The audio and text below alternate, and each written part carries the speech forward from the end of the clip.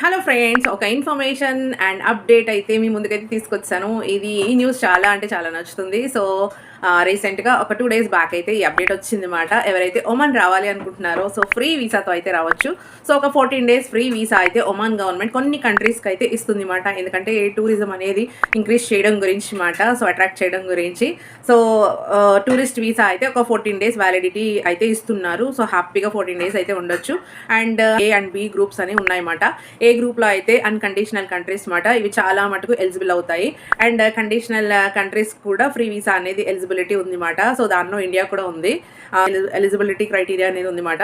So మొదటిగా అయితే దీనికి వీసా అయితే అప్లై చేయవసరం లేదు. ఇంకొకటి ఏంటంటే రెండోది మీ పాస్పోర్ట్ అనేది చాలా ఇంపార్టెంట్. పాస్పోర్ట్ అనేది ఒక 6 months వ్యాలిడిటీ అయితే ఖచ్చితంగా ఉండాలి. హెల్త్ ఇన్సూరెన్స్ తీసుకోవాలి.